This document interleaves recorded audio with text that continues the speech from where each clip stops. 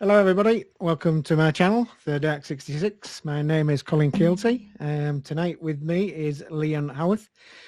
I'd like to apologise first. I haven't been on the air for a few times, for a few months to be honest. Work and personal life has got in the way, unfortunately. Plus the weather's been absolutely terrible in the UK, as Leon knows, like it's been absolutely atrocious for rain-wise. So I can't get out and about as much as I could. So anyway, I'm back now. Work's died down a bit, and so I'm going to look at this full time this year. Anyway, I'm going to hand you over to Leon, and thank you anyway, Leon, to come on the show. I really appreciate your You're time and welcome. effort, coming on here. For those people that don't know you, Leon, can you just give them a bit of a bio, who you are and how you come about this, please? Yeah, of course I can.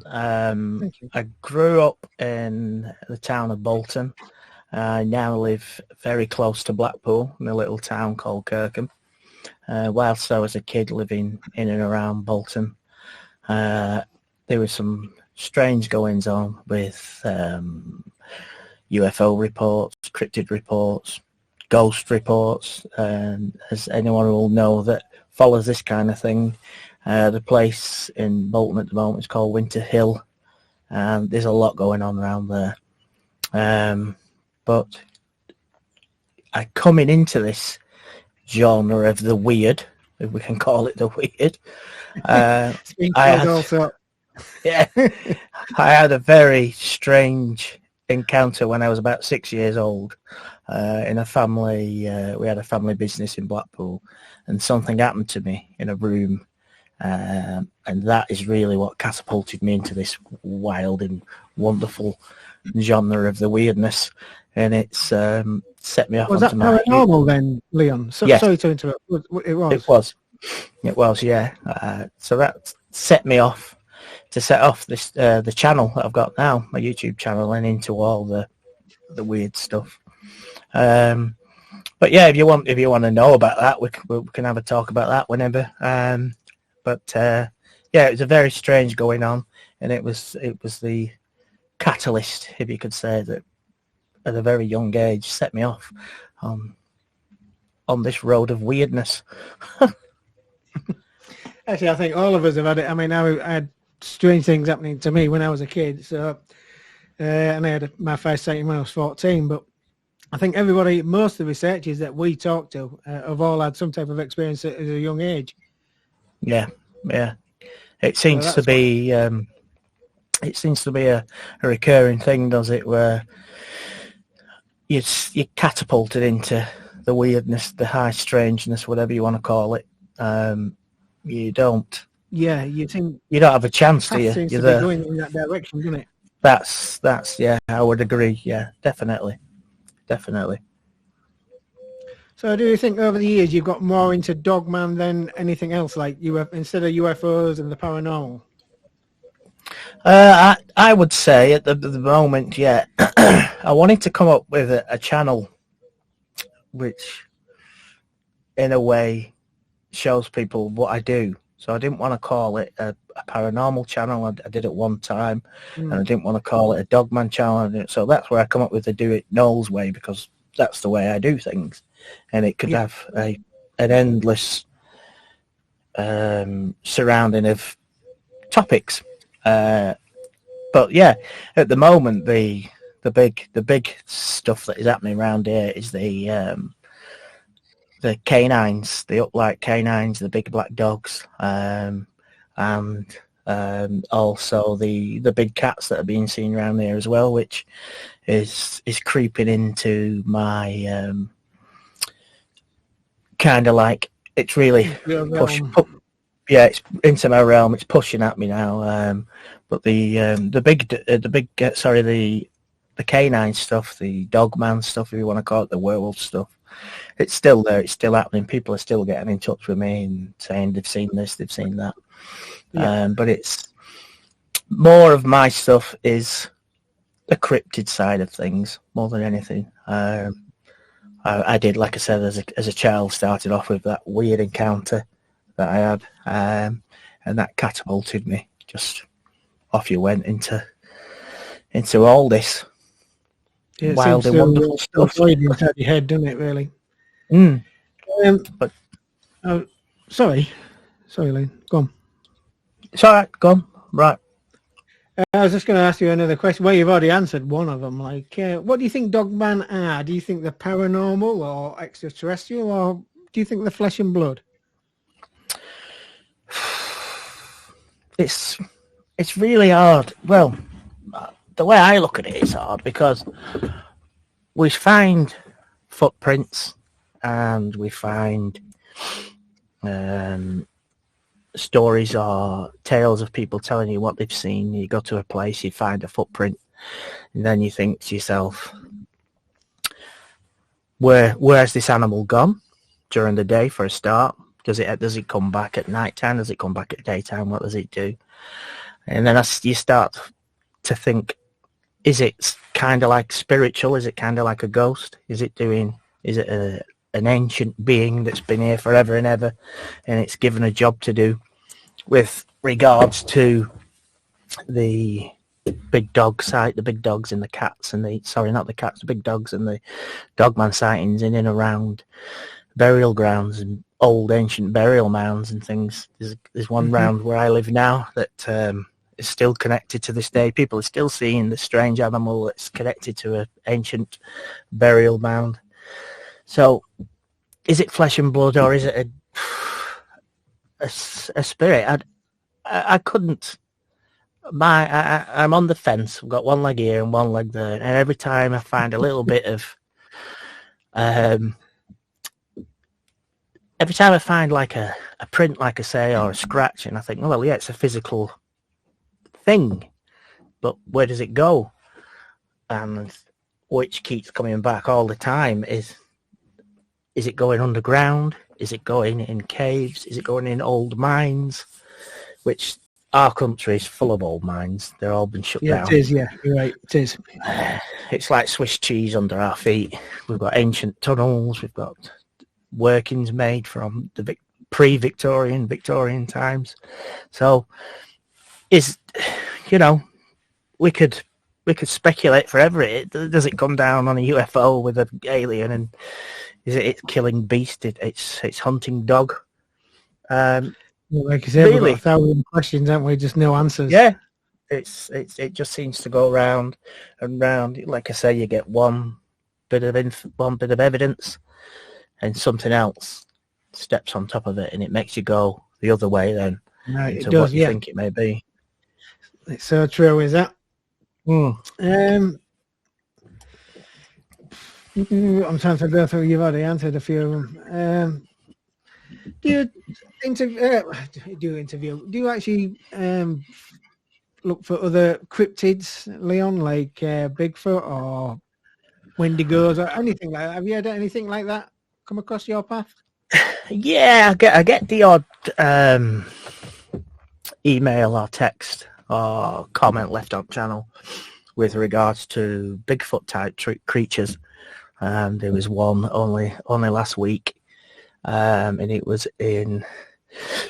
Excuse me.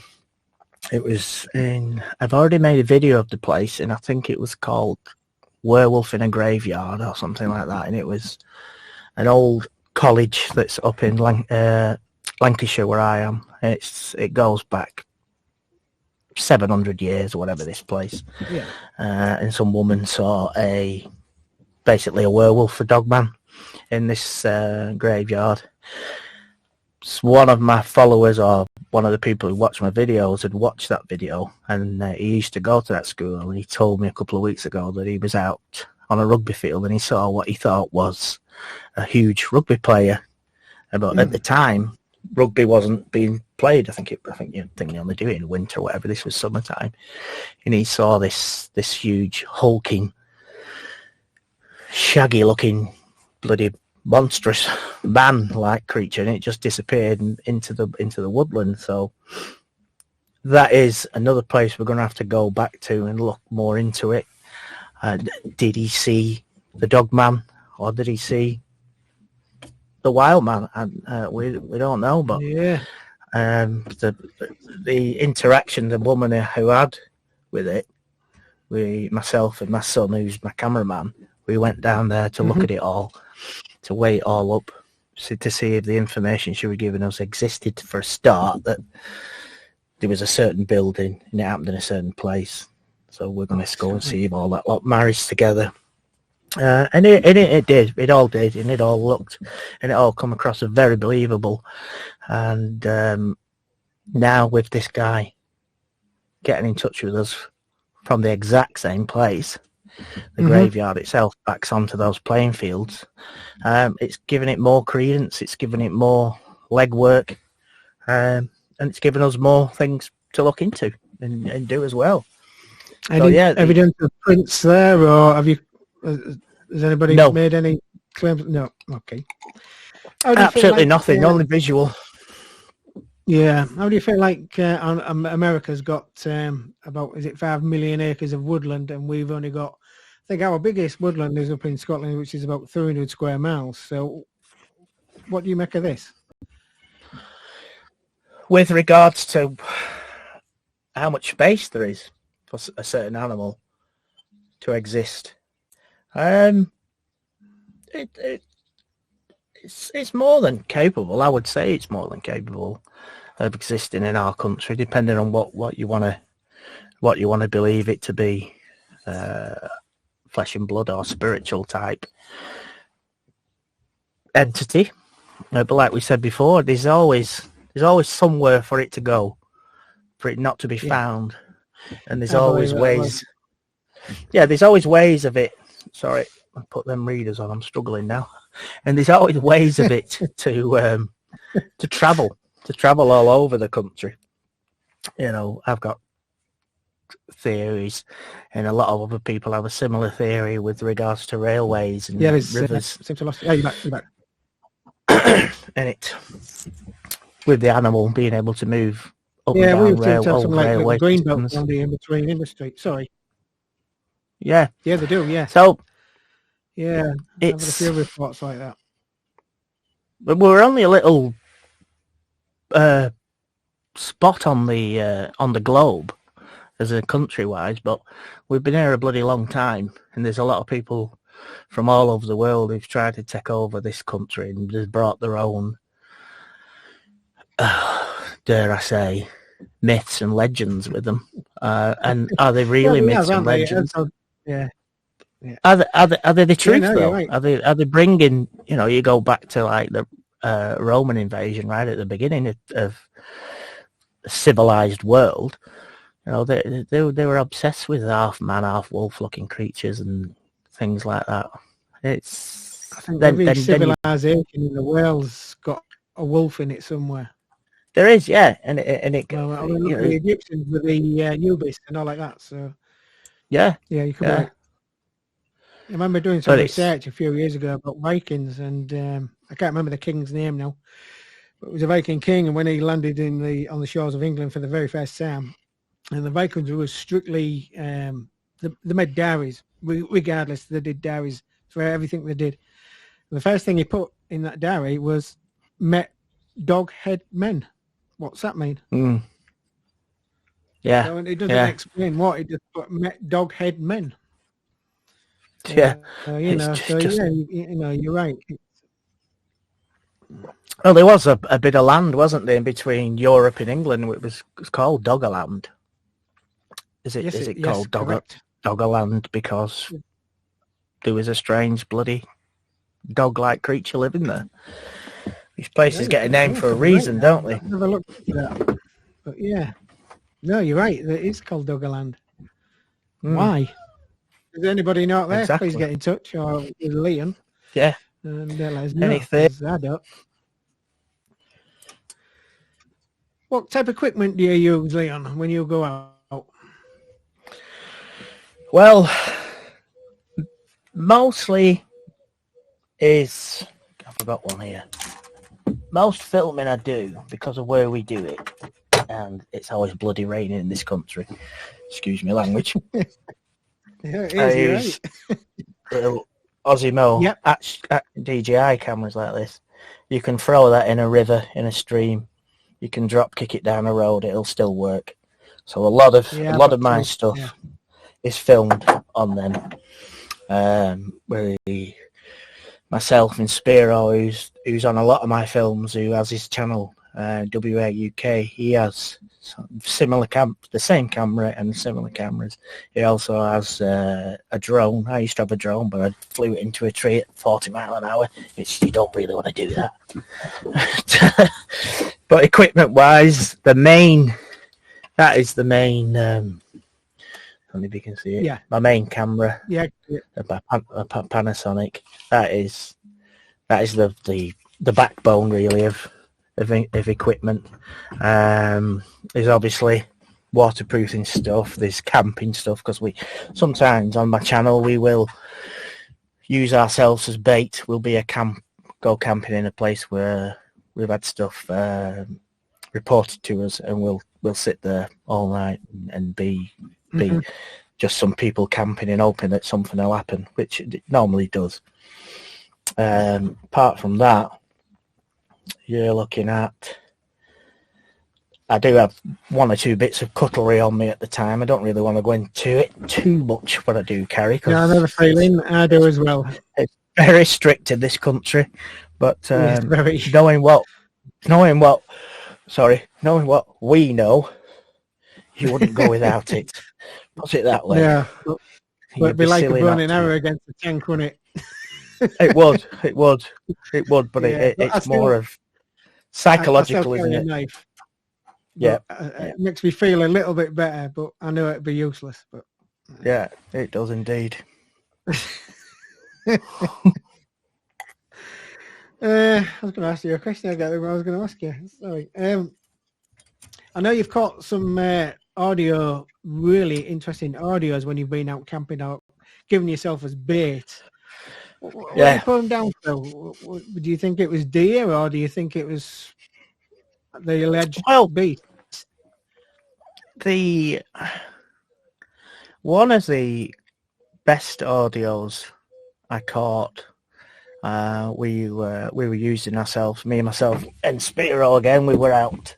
We'd had reports of this woodland. People had seen things and whatever, so we decided we'll have a couple of days. Took all the gear, set ourselves up. Here's a video of all this, and yes, I'm saying, yeah. Like I said, we used ourselves as bait, and that audio, that noise that came across, if ever anyone's going to go and watch it, it doesn't give it justice of how it felt, because it felt more than I actually heard it. It was like the good old days of being in a club and standing next to a bass. Yeah, you could feel it in your body. Vibrating. It was that strange. For the first split second, I thought I was dreaming, because I was half. You go out on these expeditions, you're going to stay awake all night, but you don't. You nod, you fall asleep. We're all humans. You can't stay awake forever, every second of the day. So I must have been asleep, and then I heard and felt this thing. But yeah, it was a really scary, strange noise. Yeah, I've heard that. I've watched that video, and it is very interesting. Very, very. So if anybody out there, just on Leon's channel and listen to it. You'll find it on there. Yeah, you'll find it on there. But I also have... Mr. Leon, then, have you got any more projects up and running, or what are you actually doing now at the moment, Leon? Well, this last couple of weeks... From the weather. Well, God, the weather, I don't know where anybody's watching this from in the world, but I'm thinking of building an ark. It's that bad. It's atrocious. Well, like I say, I got my gear ready this morning. I woke up to downpours, and it's not... Well, I think it just stopped within the last hour. Yeah, it's not good. But we've got into at the moment big cat sightings. We've found some plucked fur and a carcass in a woodland. The carcass, all its entrail has been left, which big cats don't like to eat. The fur that has been ripped from its pelt, there's piles of this fur. It's got us really intrigued into that. But also on the back burner, as we were saying just before about where these animals could go with regards to going underground. We've found a tunnel network. It's got Victorian written all over it, built by the Victorians. And we're trying to map that at the moment. We can't find any information in any library, online, or anything. So that's... Wow, you thought you would have done, wouldn't you, really? It's really hard to get anything on it. The only thing we've managed to track part of it is about 500 yards where it follows an old stream, as the old stream is on some old maps. But we're about a mile into this tunnel, and it's part of a network under the town of Bolton and Farnworth. There's some underground canals that were built in 1720s and things like that, and it's just a theory, as in where these creatures are going, where they're disappearing to, and if we can get inside the home, kind of, and have a look round. It's a bit of a death wish. How big are these tunnels? Oh, they're how high are they? Yeah. Well, it starts when on my channel. It's got the mystery tunnel because I didn't want to marry it to the doggy man, the genre of what we're talking about, because it's all up here and there, and we're all thinking about what's going on. So that's why I named it the mystery tunnel. But it's big enough. It's big enough for you to stand in and stretch your arms out completely and touch the sides. You probably touch the roof, and then further, as we went further and further up, there's a couple of chambers in there where there's old workings. The tunnel actually gets big enough, believe it or not, to drive a train through it. It's huge. It's big. It's about 13 foot in height, and it's probably, how big is this? It's probably 8 foot wide, 10 foot wide. And it seems to be going on for miles and miles and miles. And what is so strange about it is the manpower and the money it costs to make it all them years ago, to have no information in a library or on paper. Yeah, it's strange that. It just doesn't weigh up. It doesn't weigh up. And that is the main focus, really, wanting to find out about it. Because there must be a reason to it, that it's all being hush-hushed. And it's right in the middle of a metropolitan place. Have you found any prints in there, or any smells or anything? No, well, there's smells in there, because you get stuff coming up from the roadways, the water that runs. But the print wise, we haven't got in far enough for there to be any silt, upbuild a silt or anything in there yet. It's still rushing. There's a lot of water. There's water running through it. I forgot to mention that, but there's water running through it because at one point, like I said, it used to be an ancient stream what they've built over. But yeah, the more time we spend in it, the further we'll get into it, and then we're gonna come to a part where there will be potential of finding a print or finding anything really in there.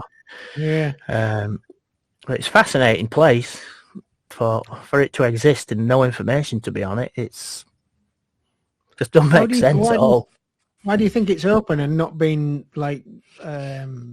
big gate on it like they usually do? I mean, we've got them around here, to be honest. And there's big steel gates with big padlocks and chains. So why is it open? Do you know? That's another one we can't get, because some of my other films on my channel we've been in these disused coal mine drains where there's great big gates, like you just said, and they seem to be open, so you go in to have a look. But this one, if any of you watchers go to see it on the channel, you'll see it's just completely open. It's very easy to get to, but it's got that, how can I say, it's got that don't mess with me look. You'd have to be really into what we're into to go in there and have a look at it. And it's very slippy, and it's, plus the water's running through it, so that just puts you on edge as well. You don't know what's going to come rushing down it. Got to go by the weather. This is it, innit? This is what you got to do. Yeah, it's true. Yeah, it's very interesting, these tunnels. Like I said, we've gone around here. Only a few, not like that.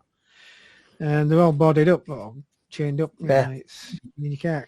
So you wonder, do they use them? And if they do, how do they use them? So, yeah. Yeah. Well,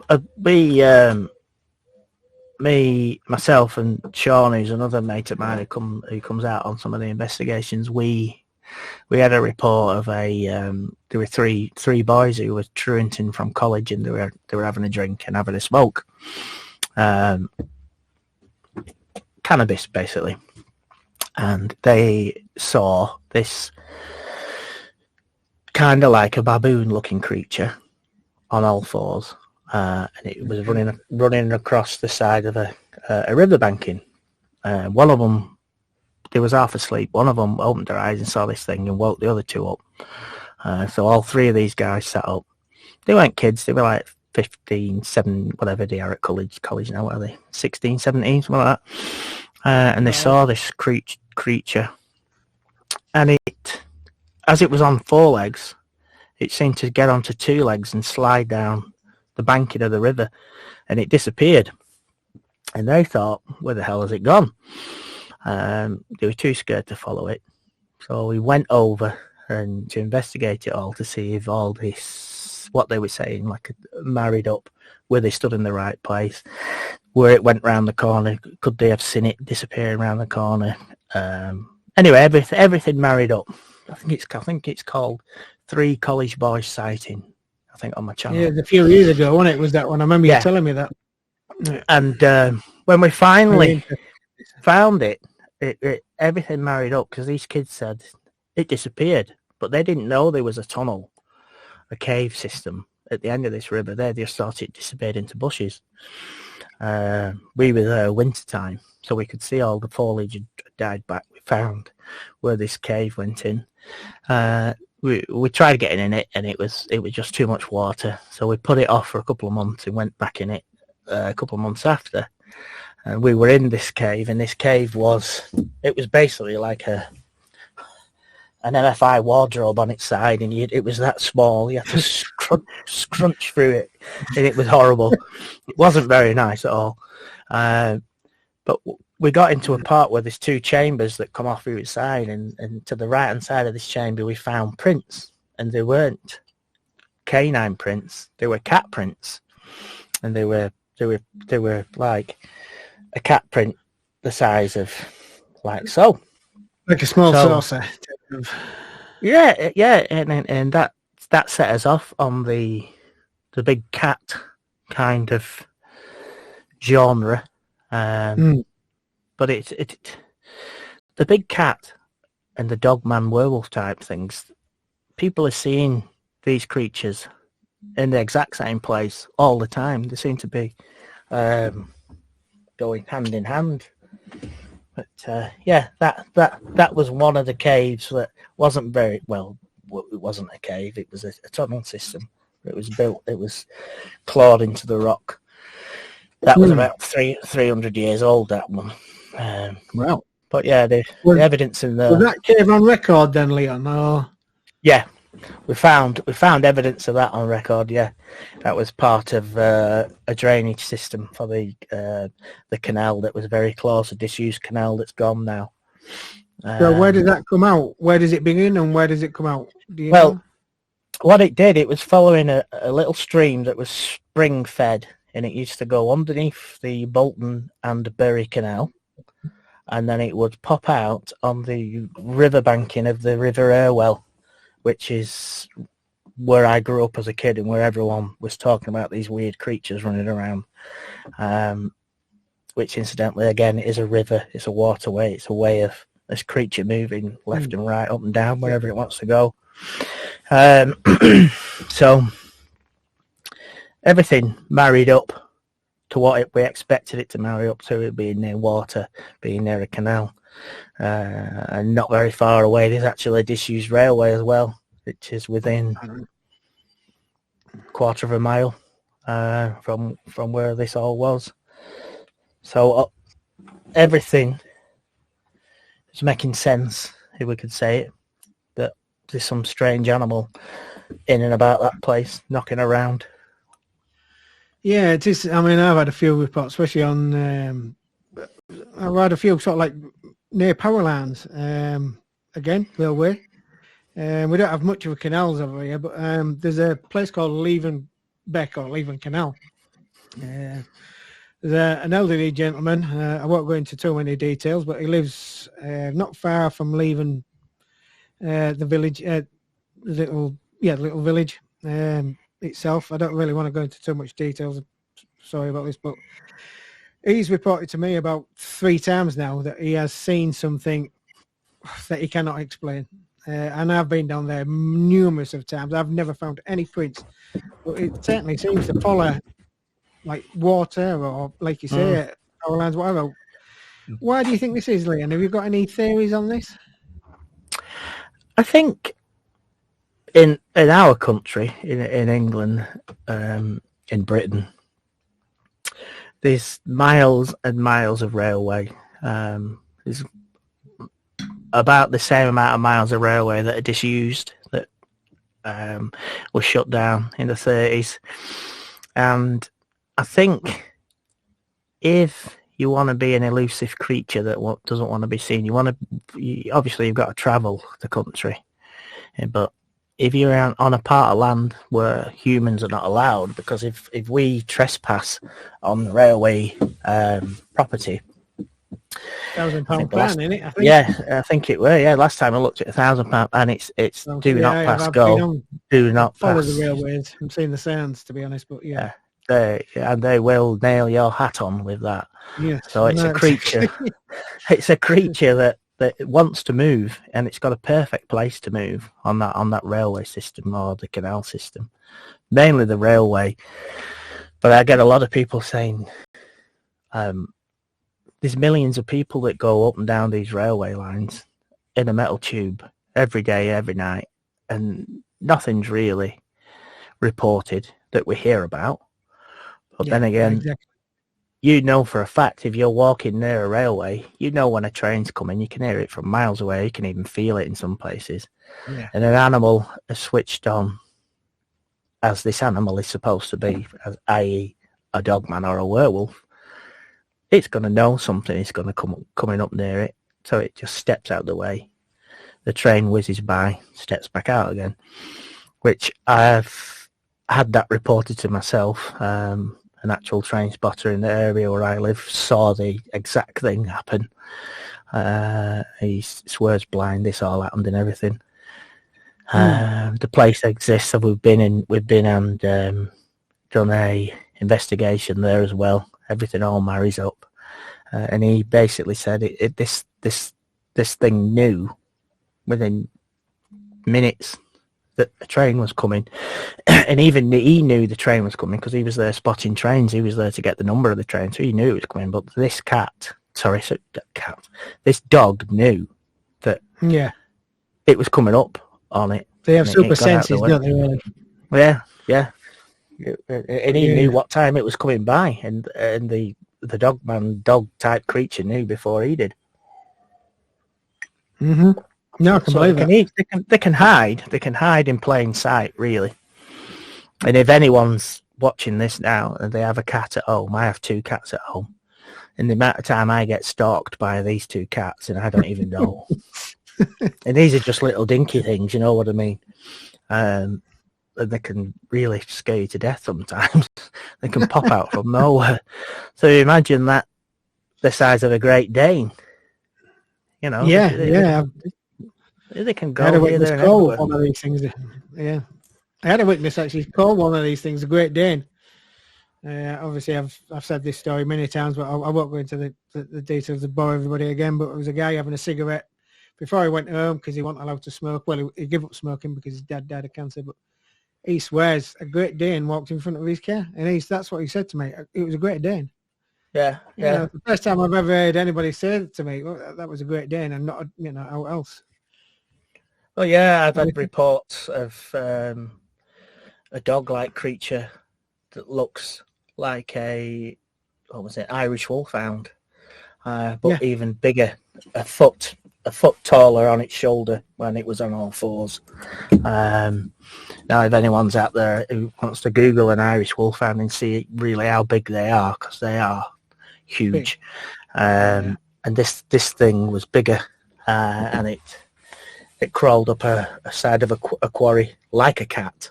And it wasn't a cat; it was a big dog. The guy said it was a bloody werewolf. Really scared him to death. And this thing shot up the side of it. But yeah, the Great Dane, the Irish wolfhound, the big cat, the upright walking dog.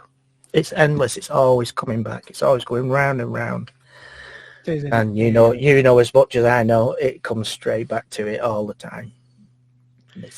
There's something going on and something happening, and God knows what it is.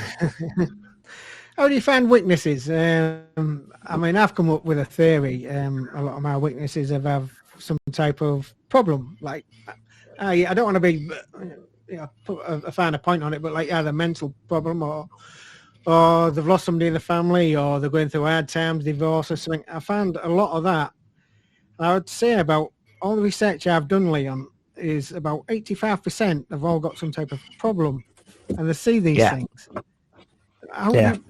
Your witnesses, have you ever come across this? Or I've had one or two where I've caught them out lying outright, not said anything to them. Just I'll put it on the back. I'll put it on the back burner, and we'll get back to you. Like, you know, with regards to what you just said, is, you know, in how we live now, we've heard about self-manifestation and things like that, where if you want something, really keenly want something, you can think about it and it can happen to you. You can even think about being ill and give yourself and you start to feel ill, don't you? Yeah, you can give yourself you know, I've people who, this story is about people who thought they had kidney stones, and they did have kidney stones, but they didn't even know they had kidney stones. You can manifest this thing on yourself. So are these people wanting it to happen to them? And it does happen to them, but because they're in a bad way mentally, it sends off, how can I say, it sends a red light off to people like ourselves who are trying to get to the bottom of it. You don't. So I don't know. There are basically, they are liars out there, and they will tell you. Well, I mean, I know you've come across them. I've come across them, and I'm sure everybody obviously come across them. They have, and it cannot be. There's certain channels on YouTube where they've got a sighting, and it's three different sightings in one YouTube video. There's one YouTube video released every night of the week, and there's three sightings in that, and you just know it's not real, and it's just well, they do it for the views, don't they? That's creepypasta. Yeah, creepypasta, and you know it's not real, because when you do this like we do it, you can see it. You can see through it a mile off. I had one where a girl said she'd seen this werewolf-looking creature sat on the railway bridge watching children playing on a rope swing. Excuse me. It's not very far from where the guy saw the train spotter, saw the one that disappeared into the bushes and back. So I thought, oh, bloody hell, this is all right. Or this is just what I need. It's on the same line. It's within 2-3 miles. let's get into it. So got in touch with her, started emailing backwards and forwards, texting backwards and forwards, and she come up with this story that she was on this train coming from Blackpool to Preston. Or was it the other way? No, from Blackpool to Preston. This train went over this railway bridge, and on top of the stonework of the rail, you know, the Victorian, you know how Victorians build things, it's all over the top of it. It was stop on the thing like that, and it was watching these kids playing on a rope swing, which I thought was pretty cool, because I always thought it was something that kids don't do these days, playing on rope swings. We did it, but they don't seem to do it these days. Never do it. So we got more into it, and I can't remember if it was, I think it was it was my missus. She said, when did she see this thing? And I said, oh, it was such a date, such a blah, blah, blah. She said, you do realise that part of the railway track that runs from Preston to Blackpool, it was being electrified at the time. There were no trains running for 6 months. All the train journeys were going by bus. Right. So this girl wasn't even on a train. She was just basically just lying. But yeah, but she had myself and a couple of us down here really on the case, looking into it, and until you step back and someone else says, have you checked this, have you checked that, have you checked the other? You've got to really be switched on and with it, because people will try and get the 5 minutes of fame. They do. Yeah, we caught her out. We didn't say anything to her. Went, all right, like, you know, I'll get back to you. You might see it on the channel one day, and this and that's it. I've never heard anything else, and that was about, God, when was this? This was like before COVID. This was, and they never heard anything back. So they do. They are out there. They do exist. Yeah, they do. I mean, sorry, Lynn. Once you see how I do my investigation, someone tells me something, they've seen it in a certain place, and then if it's within my area, or in my area is like, I'd say about 50 miles circular, and I can get to it there and back in a day, and I'll go and look, and I ask them certain. I don't want to say what questions I ask them, because then people will be able to get around what I'm saying. I'll ask them certain things, and you can find all the questions that I ask them. You can find them all out online, meteorological questions, things like that. So you start off the easy way. Was it raining? Yeah. Was it blah, blah, blah, and if then questions come back, yes, it was, or not, and you can look it up. Then dive into the area where it was. Get where they saw the certain creature, where they stood, what did they do, and if everything then marries up, we'll then do a video on it and an investigation in it. But it's very, there's less than more of, you can, if you know what I mean. There's like you said, that 80% of it is hearsay and wanting to see it and do it, but it is there. It's happening, but you've got to sift through it and don't get dragged in. It's very easy to get dragged in. Yeah. But when you get a good one, a real one, and it all marries up, and you start to really think about it and get into it, it's good. It's really good. Yeah. Yeah, good feeling. Worth sifting through the BS to get to the real thing. Yeah, you do. That's true. We've had a few. I mean, there's been a famous one in the papers here, again, about 5 or 6 years ago. When I questioned there's that many red flags just pop up, you think, just there a mate, next to is there and 2 mates, next is there and 4 mates. Hold on. Whoa. You know, I won't go into details because I don't want to get sued, but no, thank you. You know, it does happen, and it happens a lot, and this is you know, it shouldn't happen, but it does. It And there's does. people out It there does. making fake videos just to get views, and it really does annoy me.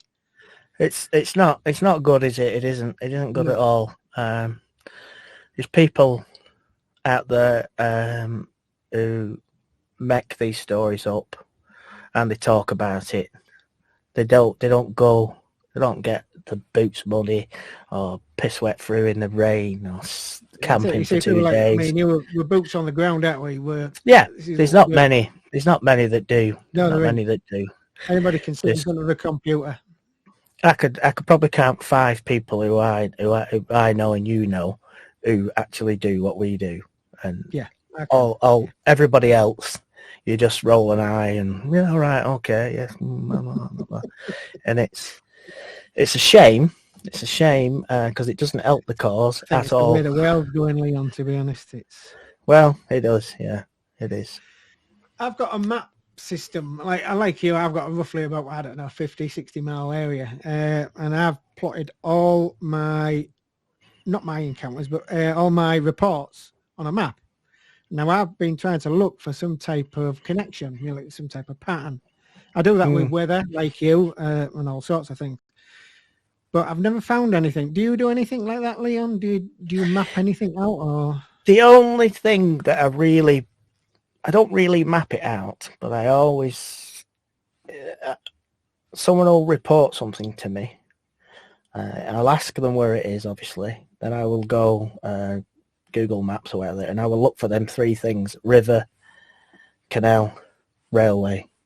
And if them 3 things are close to where they've seen the so-called dog man come werewolf, or even a big cat, I will then get my finger out and look into doing it. That's the only. It's not really a map system, but it's more of a system where, stick to them 3 major highways or something moving up and down the country. It seems, knock on wood, it seems to be always right, and it seems to be always good. But like I just said before about the girl with the rope swing on the train, you can get caught out. You can spend time and money looking into it, but that's part of the game, though, isn't it? Yeah, it is. Yeah, really, it does boil down to. I mean, I don't want to know your finances, but I'm on my own and I try and budget for everything. But we do get out there and we do it. So yeah. How do people contact you, Lynn? What's the best way? Well, a lot of my stuff that I get contacted is through my channel, really. People will leave a comment saying, "Oh, I was in that place in 1987 and I saw such and such a thing." Now, you'll see, if people go to my channel and look at some of the comments, you'll see these things appearing. But I never really answer them there and then on YouTube. I'll find out who they are and I'll get in touch with them a certain way. So then it's just me and them. And there's you haven't got half of YouTube's tuning in trying to steer you in a certain way. But yeah, a lot of it comes from there. I have left my email on 1 or 2 videos and cards here, there and everywhere. But that gets very seldom. I think a lot of it is, if someone's going to tell you something, they want to tell you quick and easy because they just want to get it off the tongue straight away. And if there's already a way of leaving a comment on the video that's really easy to do, they will do it. But if it means going out and opening up a web browser and sending an email or doing this and the other, by the time they get to the point that they're going to write down what they've told you, the brain's already gone, oh no, keep quiet because no one's going to believe you, no one's going to go blah, blah, blah. So it puts them off. Just turn me eating off, Yeah, I've got to admit, it does. So yeah, if it's easy, and TikTok as well. TikTok, I get some good reports on there. The thing is with TikTok, it's I think there's about 30,000 followers on there, so that is even harder to sift through I seem to I leave the comments a bit longer on there, and if they get back to me again and say, or they'll want to message me through there, then I'll think to myself, well, this person really does want to get some off the chest, or they want to really do report something. But the only thing is, it could be in bloody Azerbaijan or anywhere, because TikTok's that big. It's not YouTube's big, but it's only a little. I've only got like 4,000 or 5,000 followers, so it's very easy to keep on top of. But there's all ways of getting in touch. The easiest way, if you're giving me normally the best. All right. Well, if you'll give me your details, I'll put them up at the end of this video anyway for everybody to contact you. Yeah. All right, we're nearly coming towards the end there, Leon. Is there anything you want to add, or any more stories you'd like to tell us? I'll tell you what, I could tell you mentioned at the beginning about the weird thing when I was a 6-year-old. Yes, please. Yeah. There is a video on my channel going on about it, but it'll be better listening to me tell it you now. But yeah, we had a business in Blackpool. We sold furniture and beds, and this was in the 80s. This was, and I was 6 years old, and my parents were divorced. So at the weekend, I would come to stay with my father, who lived basically where I live now, and I would go on a Saturday to go to work with him. So if you can imagine this 6-year-old snotty kid running around, whose father and grandfather owned the company, and there were like 5 or 6 blokes there. I was a little bastard, really, and they just wanted me out the way. So they would make up false games, or send me to the shop for. In them days, you could still get cigarettes and whatever, for go and get me 10 fags or whatever, so you'd be off to anyway.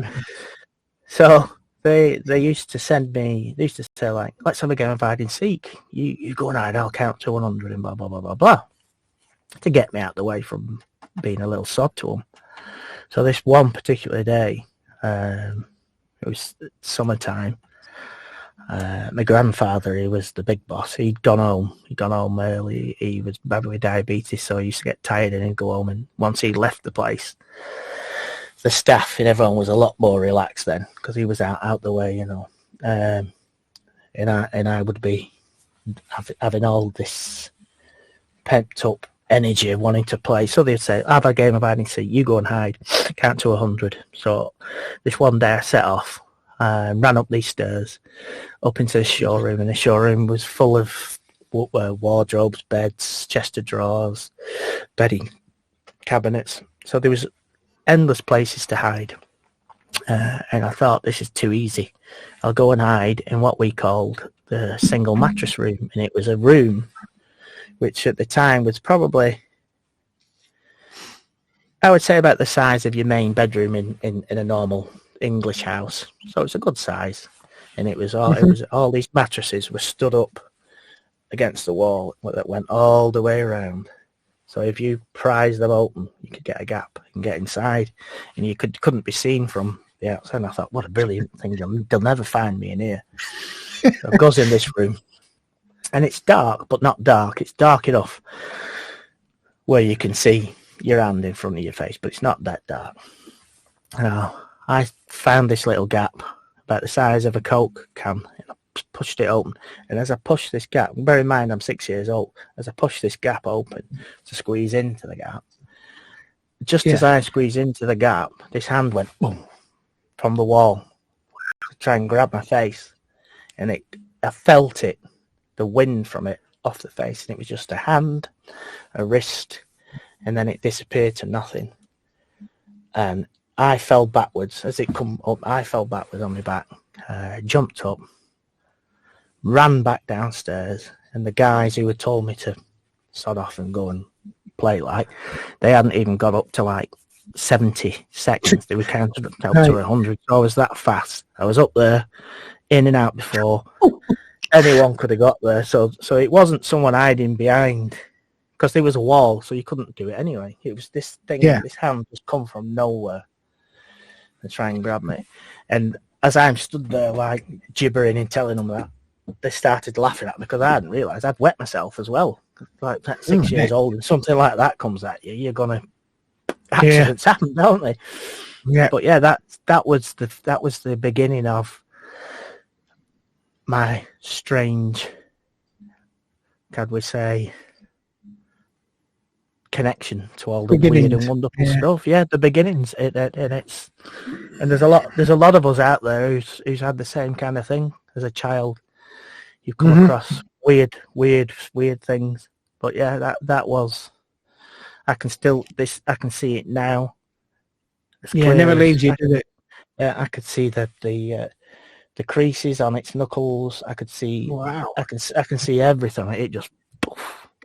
Is any of these guys that working there? Did they have any experience in that room? Oh yeah, plenty. Yeah, the place it was renowned for it. They've actually the building's knocked down now, and they've built flats on there. And I would not buy a flat there. I would not buy a flat on there. In fact, you wouldn't give me one. There's no way I would live in it because my father, he saw things walk along the side of him. The guys who worked there, they would be wrapping up furniture. They would get like sellotape to wrap up a bag, like put like like someone come to buy a bed, and it was a X show, so they would get it a bit cheaper. So then they would come and wrap it all up, and they would be on the shop floor, and there'd be no one in. It would be like nearly closing time because they were getting deliveries ready for the day after, and they'd be wrapping, taping, polythene up, and they would rip the tape, the roll of tape, to put it down on the bed at the side of them, grab another piece, turn it over. Where's the sellotape gone? And it had just gone, and it'd be up here, like out on a shelf. That happened loads of times to them. But yeah, it was a very weird place, and I'd like to bet those flats are just as creepy and haunted now. I can believe it. I had a couple last year from York, and they swear to me they've had Roman legions march through their living room. Yeah.